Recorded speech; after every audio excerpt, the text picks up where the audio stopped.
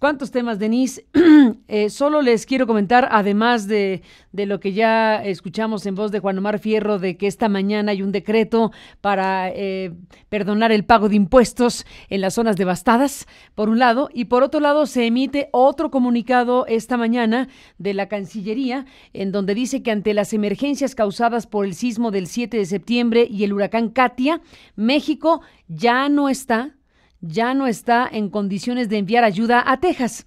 Hablando de ayudas y de solidaridad, dice el gobierno mexicano que ya no puede enviar ayuda a Texas por lo que ha pasado con Katia. Como es del conocimiento público, con Katia y el sismo del 7 de septiembre. Como es del conocimiento público, el 7 de septiembre un sismo de 8.2 grados en la escala de Richter afectó severamente los estados de Oaxaca, Chiapas y Tabasco, ocasionando la lamentable pérdida de la vida de 95 personas. Es el dato último que da el gobierno mexicano. 95 personas, cientos de heridos y muy significativos daños materiales. Adicionalmente, en los últimos días, México ha sido impactado también por el huracán Katia, el cual ha afectado considerablemente al estado de Veracruz. Como es del conocimiento público de Veracruz. Como es del conocimiento público, el 7 de septiembre, bueno, pues sucedió esto. Ante esta circunstancia, donde el gobierno mexicano pone énfasis en el estado de Veracruz, el gobierno mexicano canalizará todos los apoyos logísticos disponibles a atender a las familias y comunidades afectadas en el territorio nacional, por lo que se ha debido informar al gobierno de Texas y al gobierno federal de los Estados Unidos que lamentablemente en esta ocasión no será posible brindar la ayuda originalmente ofrecida a Texas con motivo de los daños causados por el huracán Harvey a finales de agosto. Esta decisión se toma a partir de que las condiciones de ambos países han cambiado y con base en las necesidades de ayuda en Texas, afortunadamente han disminuido.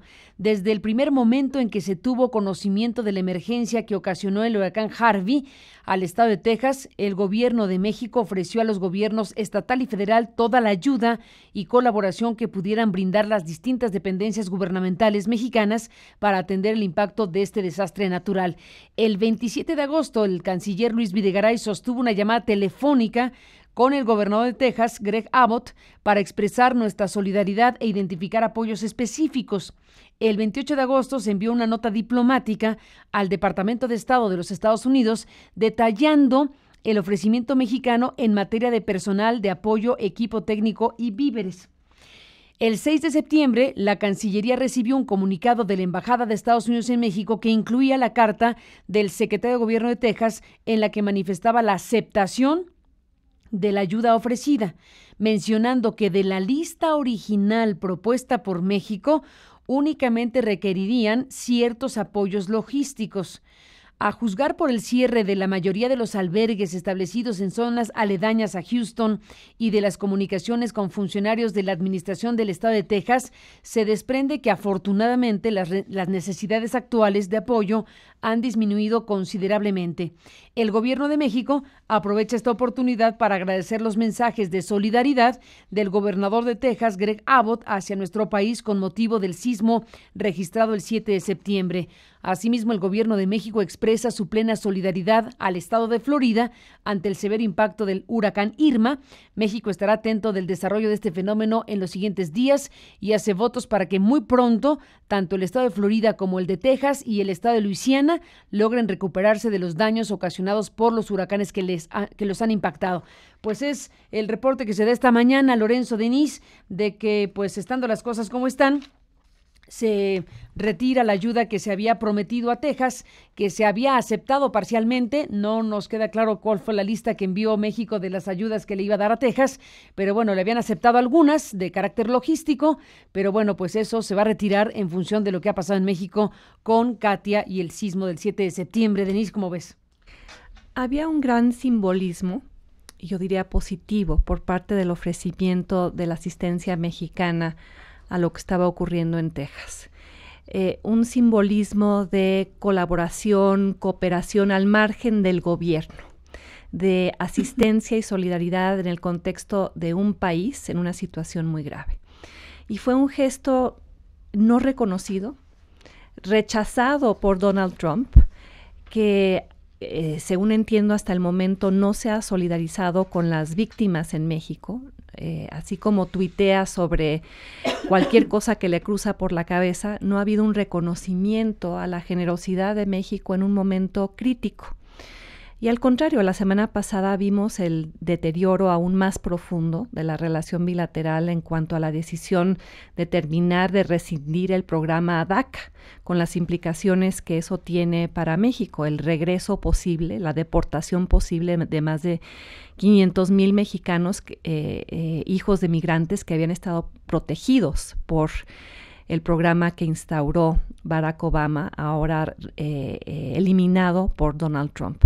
Un Donald Trump que no quiere reconocer ni la ayuda de México, ni el apoyo de México, ni la solidaridad de México, al contrario, está usando a México para enardecer los sentimientos de su base dura, una base racista, antimexicana, que considera falsamente a México responsable de la eliminación de empleos, de el deterioro económico de sus regiones, y que ven en Donald Trump a alguien en quien puede confiar para deshacerse de la amenaza que constituyen los mexicanos en Estados Unidos. Entonces, entiendo que el gobierno mexicano ahora retire la ayuda, porque fue como enviar un gesto de solidaridad a un hoyo negro. Y creo que incluso alguno de los mexicanos que estuvo en Texas murió en un intento por salvar a víctimas de lancha, ¿no? Exactamente, al igual que un Dreamer. Una electrocutada, sí. ¿No? Y otro Dreamer murió Sí. ahogado. Entonces ha habido sacrificios, bueno, los más grandes, que constituyen dar la vida por ayudar a alguien más, y estos gestos no han sido aplaudidos ni siquiera reconocidos por una Casa Blanca claramente antimexicana. México y Estados Unidos en tiempos de crisis. Lorenzo, ¿cómo ves las cosas? Bueno, estoy muy de acuerdo con lo que acaba de decir Denise. Creo que el gesto de un país periférico, relativamente pobre, pero de ofrecerle ayuda a Estados Unidos, se asemeja al que se hizo en el caso de Nueva Orleans, cuando el ejército mexicano mandó sus cocinas y su personal para repartir víveres. Es un gesto pequeño, pero el simbolismo es interesante, porque del lado mexicano se demuestra que, pese a la brutalidad con que ha tratado a México y a los mexicanos Trump, se puede hacer a un lado y mostrar una cara muy civilizada. En efecto, ahora sí ya no sería posible, porque vendría también una crítica interna de México, como teniendo a estas personas víctimas de el temblor y de las inundaciones, pues sería el equivalente a farol de la calle y oscuridad de la casa. Está muy bien que la haya retirado, las razones por las cuales se retiró el ofrecimiento. Sería interesante saber qué es lo que Estados Unidos, como tú dices, dijo que quería recibir y que ya no quería recibir, incluso antes de que la emergencia apareciera en México. Porque si recuerdas, en el caso de Nueva Orleans, hubo críticas del parte norteamericana a la forma, como el ejército, la cocina del ejército o las cocinas del ejército trataban los alimentos. Entonces son muy quisquillosos los norteamericanos en el tipo de ayuda que van a recibir. También en esta ocasión, bueno, no vale la pena ahondar mucho en esto. Ya pasó el episodio en que se podía mandar, ahora ya no se puede mandar. Queda ahí registrado que se hizo el intento, queda también registrado, como dice Denise, que Trump no dio ninguna señal de reconocimiento, y eso nos debe de servir, Carmen. Es una más de las muchas señales de que en la relación entre países no se debe de tratar como si fueran personas, que hay amistad entre los países o buenas voluntades, etcétera, como si se personalizara esto. Los países tienen intereses y en esta ocasión el interés norteamericano es muy negativo respecto del mexicano. Esto debemos de tenerlo en cuenta como parte natural de nuestra relación con Estados Unidos y no confiar como se confió en el momento en que se propuso el Tratado de Libre Comercio, se firmó el Tratado de Libre Comercio, se anunció como la salvación de la economía mexicana, del proyecto mexicano, de unirnos a Estados Unidos. No nos podemos confiar ni en Estados Unidos ni en ningún otro país. Tenemos que estar siempre sabiendo que si no nos salvamos a nosotros mismos, no hay nadie que nos salve. Y en este sentido, yo hasta creo que es positiva la actitud de Trump de volvernos al realismo, de decir, no, los países no tienen amistades, no son personas, son intereses y muy duros, muy brutales. Y en este caso, el interés norteamericano personificado por Trump y por su política agresiva, racista, de un nacionalismo blanco bien duro. Por cierto, y con esto quiero concluir este comentario. ¿Te acuerdas, Carmen, de el montón de veces en que desde el lado mexicano se dijo, ay, el nacionalismo mexicano, este nacionalismo que huele a viejo, a añejo, a lo que hizo brotar la Revolución Mexicana, pero ya estamos en otro siglo, ya no debemos de tenerlo? Bueno, frente al nacionalismo tan agresivo norteamericano que siempre ha existido, pero ahora con Trump, si nosotros nos desprendemos aún más del nuestro, de lo que queda de nuestro nacionalismo, pues estamos también desprendiéndonos de un elemento que puede servirnos, puede ayudarnos ante la problemática que tenemos con Estados Unidos, de que ya no quieren el Tratado de Libre Comercio, de que ya nos regresan a 600,000 jóvenes que ya no quieren allá porque violaron la ley, aunque eran menores de edad, etcétera. Hay que usar nuestro nacionalismo, que no es un nacionalismo agresivo, sino defensivo, para hacerle frente al nacionalismo sí agresivo de los Estados Unidos. Denise Dresser, bueno, entramos en la parte final de esta conversación con ustedes esta mañana de lunes. Te quedaste en la parte, bueno, ya no hubo oportunidad de escucharte, de una parte importante de esta charla que hemos tenido esta mañana, que tiene que ver con, bueno, evidentemente las dificultades, llamémoslo así, de la sociedad mexicana de encontrar canales confiables de colaboración o de conducción de la solidaridad social que en este momento quiere expresarse de muchas maneras, por un lado. Y decíamos que eso se alimenta, pues, de muchas maneras. La desconfianza, la distancia de la sociedad frente a las instituciones o frente a los políticos o frente a quien convoca para un acto de solidaridad, pero que no reúne las condiciones de confianza para depositar ahí un dinero o unas despensas o lo que cada quien pueda poner. Bueno, está hecho, digo, de muchas cosas. Una de ellas, comentábamos, el reportaje principal hoy de Reforma, que tiene que ver con esta escena, esta situación donde está involucrada la hermana del secretario Miranda Nava, un hombre absolutamente cercano al presidente de México, que bueno, tal como lo dijo Lorenzo, pongamos las cosas muy justas y digamos, no necesariamente porque la hermana está relacionada, el hermano secretario tiene que estarlo.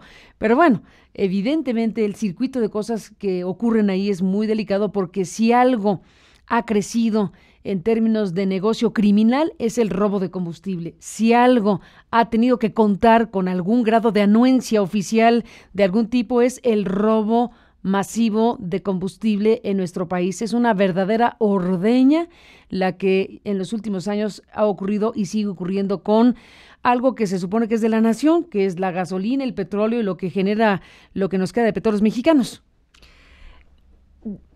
démosle el beneficio de la duda a Luis Miranda Nava y en cuanto a si conocía o no sobre las actividades ilícitas de su hermana.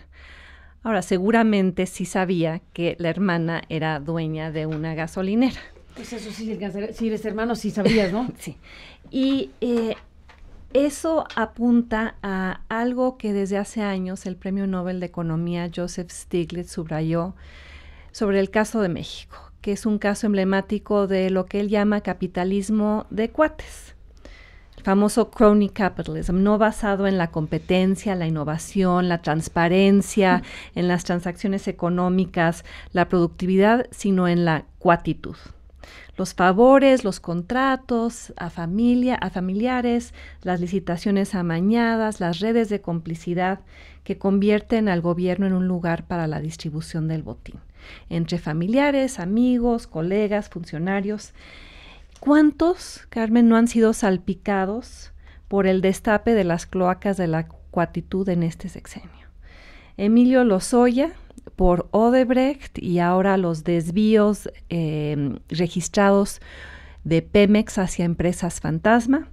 Gerardo Ruiz Esparza por la corrupción detrás del socavón.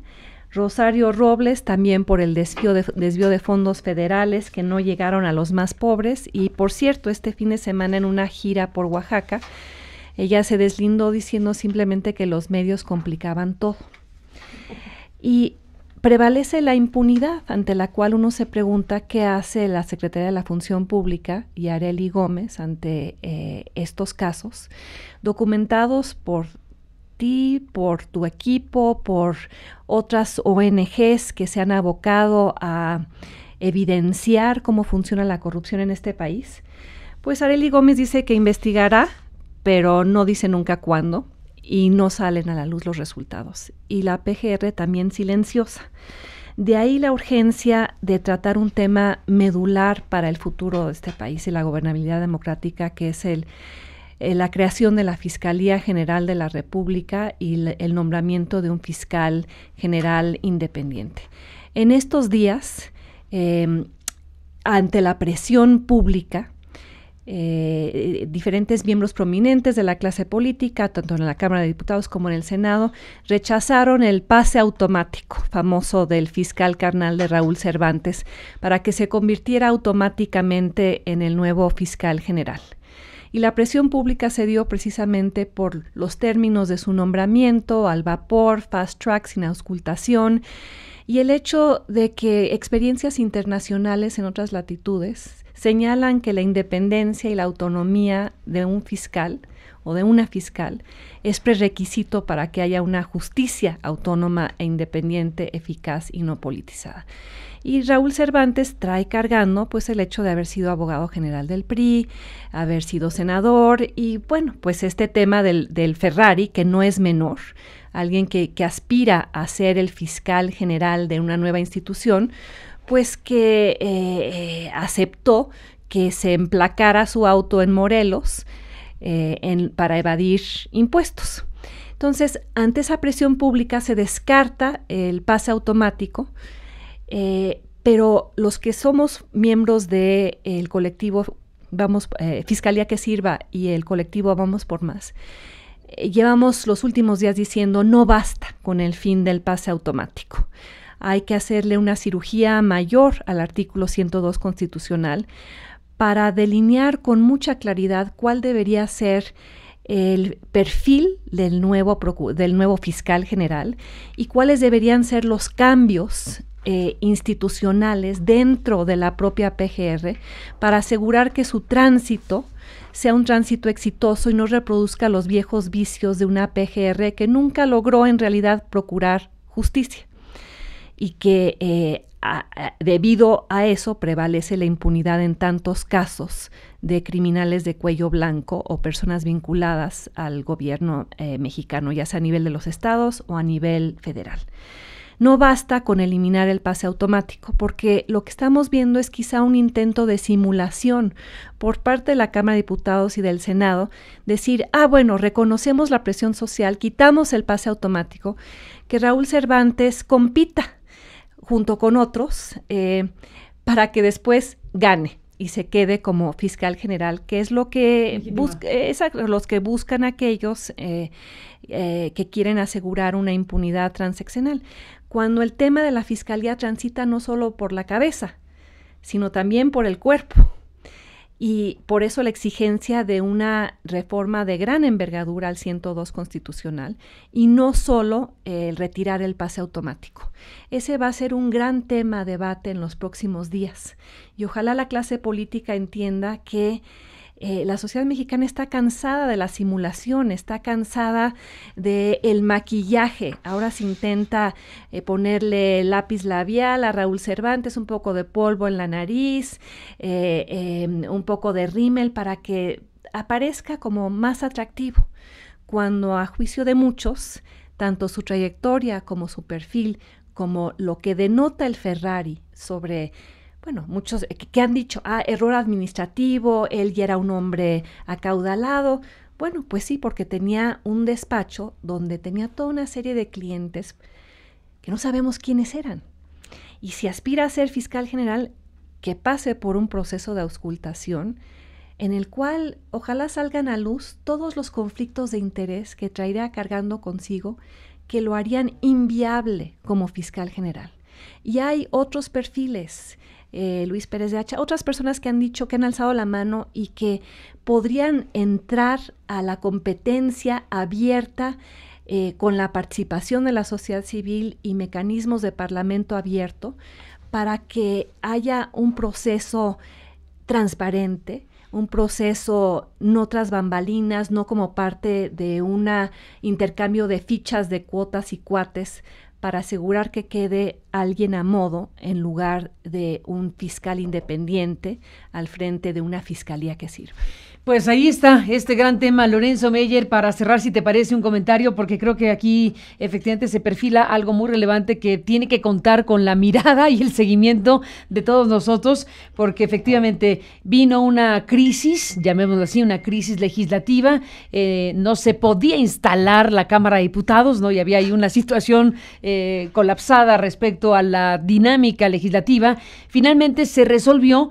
Finalmente se liberó la circunstancia precisamente con el compromiso de la mano de modificar el famoso artículo 102 por parte del PRI, del Verde y de los que habían dicho que ya no iban a modificar nada, en pocas palabras. Entonces, bueno, para que se instalara de nuevo la normalidad legislativa, se recibiera el paquete económico de José Antonio Meade y demás cosas que vimos, bueno, ahora quedó el asunto de, como dice Denise, si solamente, que ya es mucho, pero no suficiente, si solamente se va a modificar el asunto para que se elimine el pase automático y el último procurador general de la República no sea el primer fiscal de la Nación o de la República por 9 años, o viene lo que llama Denise una cirugía mayor.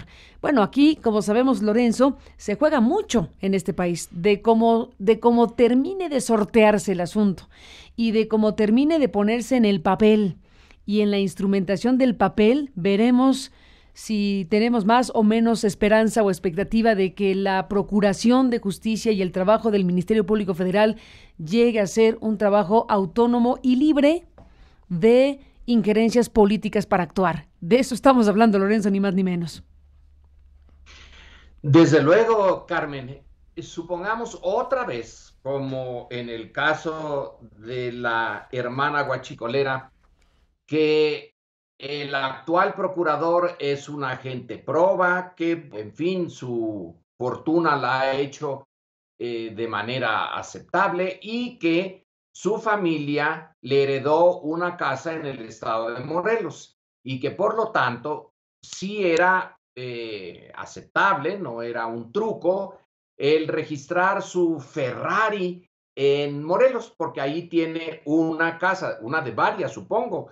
Es un mexicano con mucha suerte, se encuentra en las capas altas, bueno, puede tener estos autos, puede tener varias casas, y qué curioso que en ese domicilio estaban registrados muchos coches, no de él claramente, sino que servía para registrar coches de alto valor para esos mexicanos con mucha suerte. Pero en fin, dejemos eso de lado.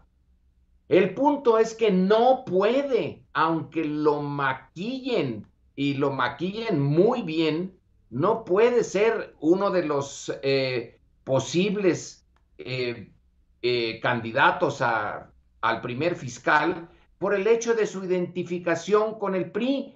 Eso ya no se lo puede quitar nadie. Él lo eligió, él decidió meterse hasta las entrañas del partido, ser el que estaba a cargo de los problemas, resolver los problemas legales a la campaña de 2012 de Peña Nieto. Entonces, bueno, si él tomó esa decisión, perfecto, pero la consecuencia es que el perfil de Cervantes no puede ser de ninguna manera el del fiscal. Que lo pongan entre 4, 5, 6 y luego se crea un mecanismo para de todas maneras elegirlo a él, no es aceptable por su relación íntima con un partido político. De lo que se trata es de que la fiscalía en su inicio, que es donde se pone el acento en la naturaleza de una institución tiene el sello del inicio, del sello del arranque, y si es un mal sello, ese no se lo va a quitar ya nunca. Tenemos un problema de enorme fondo con esto de la procuración de justicia, que ellos pueden decir, bueno, procuramos, pero no logramos acertar en proveer de justicia a México. Ya sabemos que la impunidad medida en la manera en que se mida, como lo hizo la Universidad de Puebla, la Universidad de las Américas Campus Puebla, que la impunidad llega al 99.3% en México en relación a todas las violaciones a la ley que se cometen en este país. Es un país de impunidad casi perfecta. Entonces, esa impunidad se ha creado en buena medida a lo largo del siglo XX bajo la tutela del PRI. No puede quedar una fiscalía tal y como la queremos para el futuro en manos de alguien que decidió identificarse de tal manera con el PRI. Cervantes tiene derecho a seguir identificado y permanecer hasta el final de sus días con el PRI, servirle al PRI todo lo que sea posible, pero no ser el fiscal, aun y cuando no tenga ni una sola conflicto de intereses ni nada por el estilo, aun siendo puro y limpio al extremo. La fiscalía necesita a alguien no identificado con ningún partido político.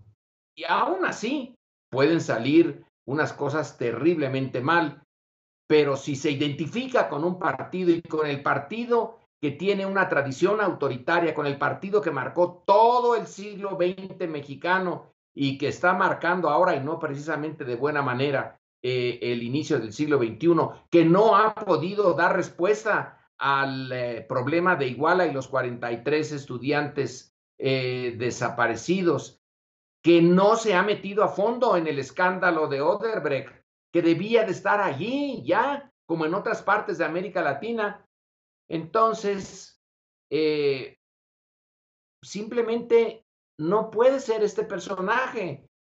Tiene todavía una vida por delante, abogado exitosísimo, se puede dedicar a 1000 cosas más y comprarse otro Ferrari o otros, pero no que esté en la fiscalía.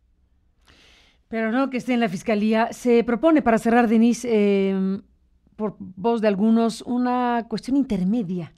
Ahí empieza a abrirse una postura respecto a que está de tal manera la situación en México y tan caldeados los ánimos respecto al tema, que debería pensarse en no nombrar a alguien por 9 años, primero, sino primero hacer un nombramiento de 2 años que permita transitar, un nombramiento transitorio o transicional, o como le quieras llamar. ¿Qué piensas de eso?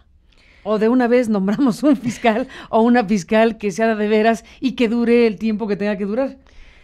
La posición de del colectivo Vamos por una Fiscalía que Sirva es la de abrir a debate público el 102 constitucional. y de hecho plantea que el nuevo fiscal se quede por 6 años, no por 9 años. O sea, ¿Pero transeccional? Sí, transeccional. Sí, o sea, nombrado en el último año del presidente en turno, es decir, que se nombre en la parte más débil del gobierno en cuestión para que quede un fiscal los siguientes 6 años y así sucesivamente. Sí, según entiendo, el dictamen ciudadano así lo plantea. Sí. Ahora, lo que ha hecho, por ejemplo, el Comité de Participación Ciudadana del Sistema Nacional Anticorrupción es sugerir un fiscal transicional. Hay diferentes propuestas porque no hay un consenso en torno al mecanismo apropiado para enfrentar este problema de gran envergadura.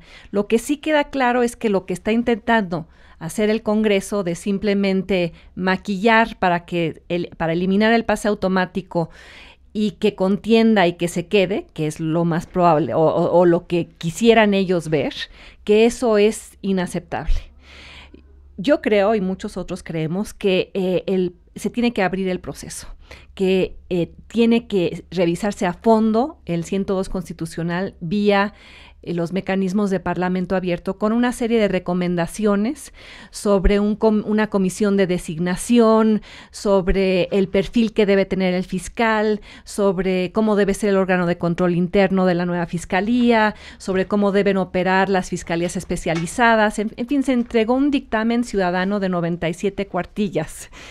Y si seguimos pateando la lata hacia adelante con procuradores de transición y otros parches, creo que no vamos a resolver el problema de fondo que Ernesto López Portillo ha planteado como, y tiene razón, la madre de todas las batallas, porque no hay crecimiento económico, no hay buena democracia, no hay gobernabilidad a futuro si no hay Estado de Derecho, y no hay Estado de Derecho sin una Fiscalía General que sirva. Pues ahí está. Doctor Lorenzo Meyer, muchísimas gracias como siempre por estar aquí. Un abrazo y sigamos en contacto si me lo permiten. Gracias, Denise. Gracias por estar aquí. Lorenzo, gracias, Lorenzo. Hasta luego, Carmen. Hasta luego, buenos días. Denise, gracias y buenos días. Gracias. Hacemos una